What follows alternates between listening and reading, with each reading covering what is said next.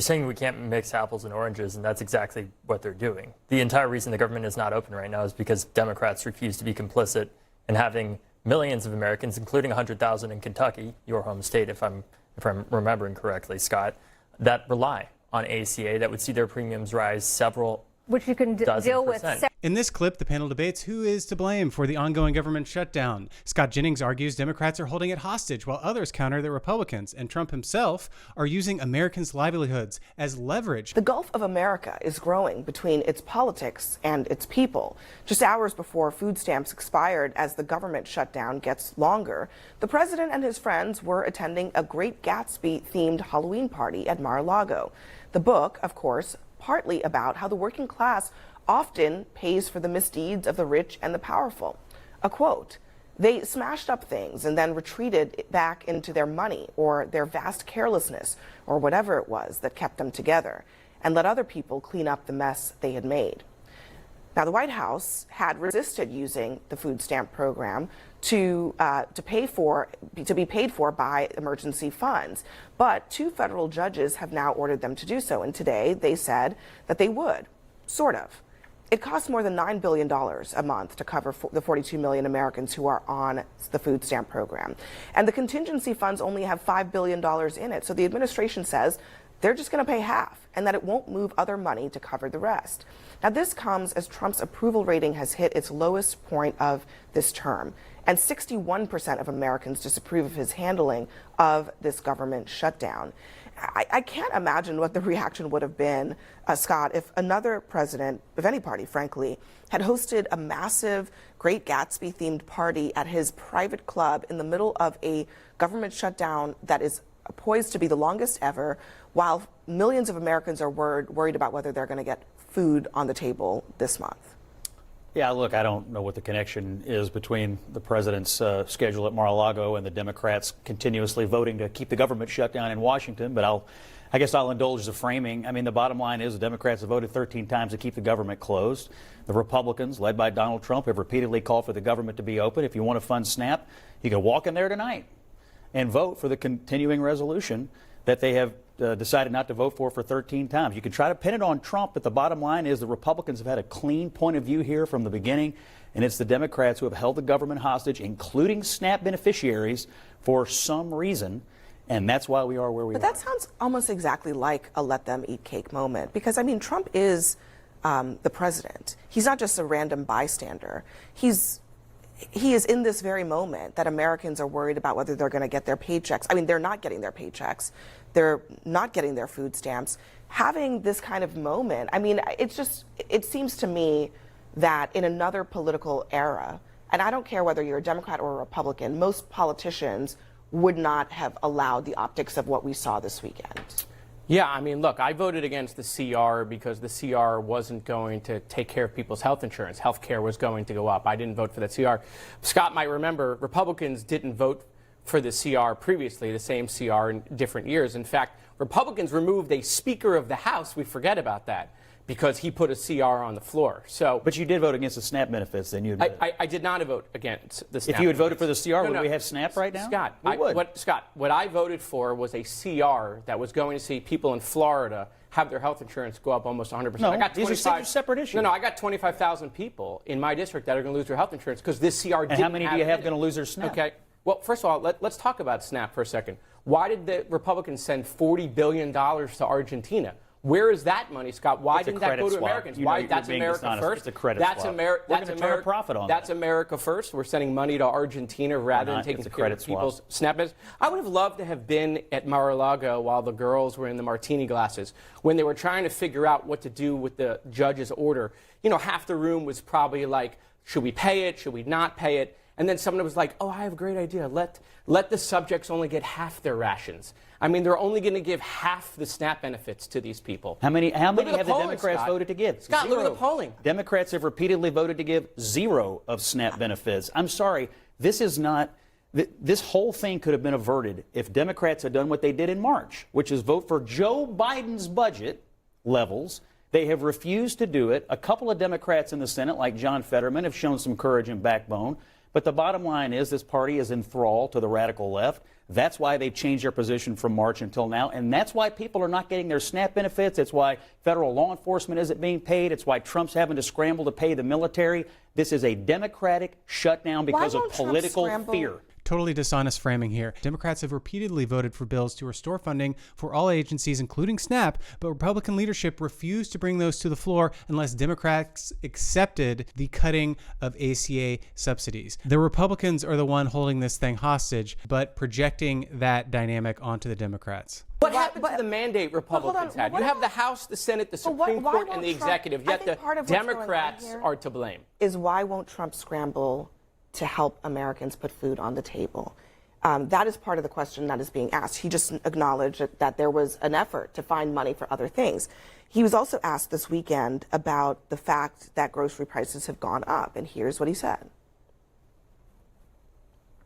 When the stock market is doing well, that doesn't affect everybody. Not everybody's invested in the stock market. It does. But there have been grocery prices are up. 401ks. People have 401ks. Their 401ks are double what they were a year ago. But for people that don't have 401ks or are not invested in the stock market, but they've seen their grocery prices go up. Inflation. No, you're wrong. They went up under Biden. Right now, they're going down. Other than beef, which we're working on, which we can solve very quickly. So he's wrong about that. Grocery prices have gone up. From a political and from a practical perspective, why won't Trump have the same energy for people who need to just eat, just like a basic need, as he does for other priorities of his? Well, I spent the day, Abby, talking to women from around the country, and including a woman who has a small business in which she and her sister clean people's houses. That's her job, and she feeds her family with it. Another woman who has a tiny house, in New Jersey, whose electricity bill has gone up to $600 a month, and she can't afford it. Certainly, there's concerns. And when I was talking to Patty, the woman in Kentucky, she's a Trump voter, and I said to her, I said, tell me what's going on. And I said, how are you feeling about the economy? And I expected everything to be rah-rah, right? I thought this should be like, and she did say, I love President Trump.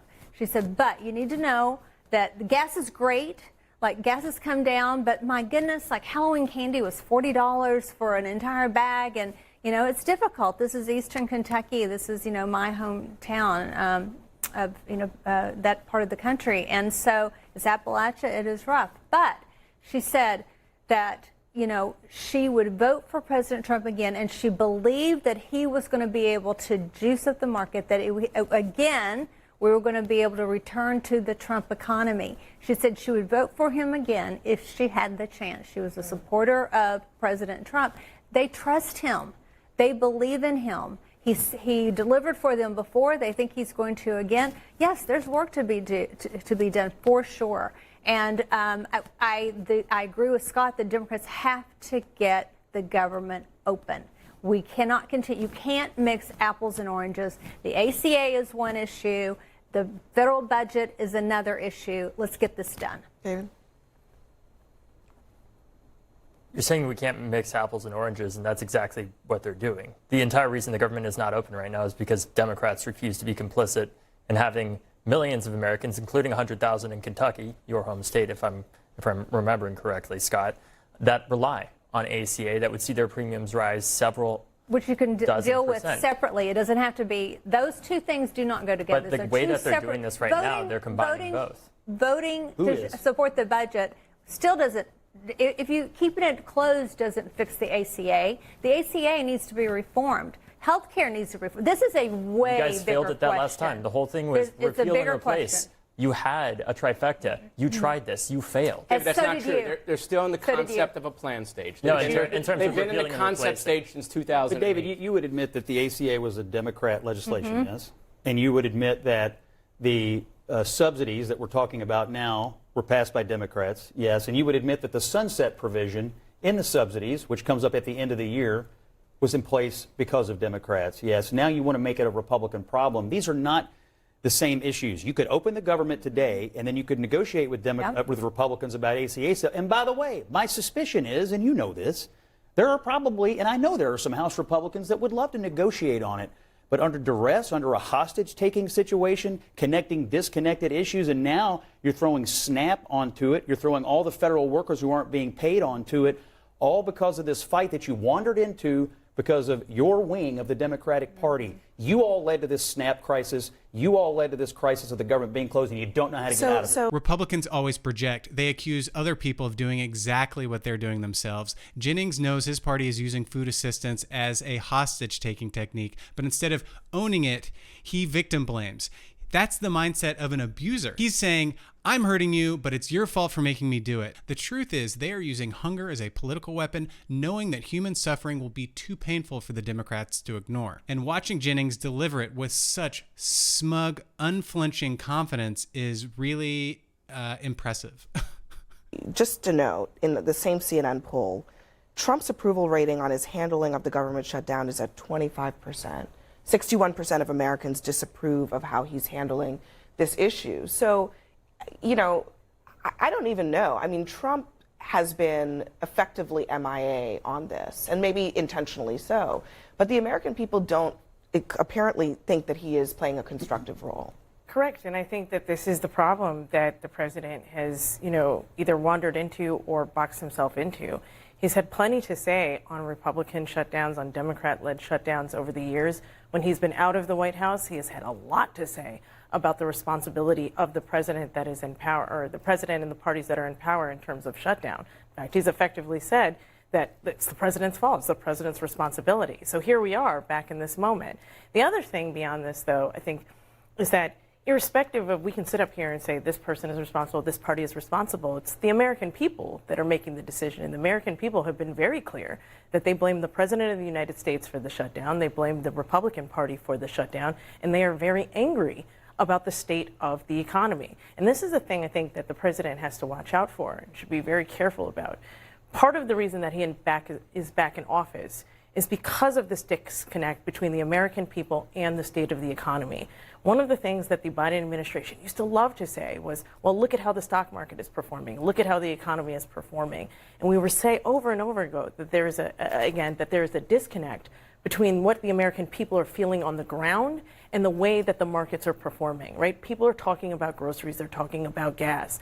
Well, guess what? 9 months later, people are still talking about groceries. They're still talking about gas. They're not talking about gas. Gas is at a 4-year low. It depends on what part of the country you're in. But they're talking California, about, it's really high, but everywhere else. But they are also talking about eggs. They are talking about the cost. Eggs are not low. Eggs are low. Have you been to a grocery store around here? His Rolex probably. I mean, eggs are not low. I'm going to fact check you after the show, and you're going to be surprised. $8.99 for eggs is not low. But what I'm saying is, the American people disagree with that, and they blame it very squarely. If you guys think it's a good idea, Hold on. if you guys think it's a good idea, we've been through this before. Eggs are lower than they were when Trump came into office, but not year over year. So eggs are very cheap right now. The point, Go ahead, Jerry. The point that I want to reiterate is that it sounds almost as if you guys did not learn the lesson that Democrats should have learned after the 2024 election, which is that if people are saying that that they feel like the economy is not getting better, if your approval rating is continuing to fall, right now, 75% of just 18 to 29-year-olds do not approve of the Trump presidency and how he is doing in his job. You can go and tell people all you want about the stock market. We've tried that. It did not work. Well, if right? I could. You can't change people's reality if you're just saying, look at this chart, you shouldn't feel this way. You need to talk to how they're actually feeling. I gotta go. So now Donald Trump is saying that he's going to defy the court order entirely and refuse to pay any SNAP benefits to eligible Americans, despite promising to follow whatever the courts decided. He's a big fat liar. We already knew this. And the fallout lands hardest on his own voters, of course. On Truth Social, he said that SNAP benefits will only resume once the radical left Democrats open up the government. The translation being, even though he has the funds and the court order to do so, he's choosing not to pay using food assistance, which disproportionately affects his own voters in red counties and red states as leverage. And the stakes are enormous. Roughly 40 to 42 million Americans depend on these SNAP benefits. Of the 30 states that Trump won in the election last year, 25, the vast majority, rely on SNAP benefits more than the national average, which is 12%. In fact, in Louisiana, Mike Johnson's home state, it's about 18%, almost 1 in 5. Families with children make up the majority of recipients in many of these states, so using hunger as a weapon is disproportionately affecting Republican voters, and it's disproportionately affecting children. Meanwhile, Speaker Mike Johnson claimed anyone suffering has a home in the Republican Party, which is infuriating. It's his party's leadership that just cut off food aid to their own constituents. Republicans first argued that paying SNAP was illegal, then two federal judges ordered them to pay SNAP benefits, and now Trump is openly vowing to ignore those orders. The bottom line is this. This is Trump's choice. It is enabled by the Republican Party, and it's hurting the very people who put the Republicans in power. Leave me a comment if you have anything to say. Like this video if you made it this far. And remember, it's not a lie if you believe it. See ya!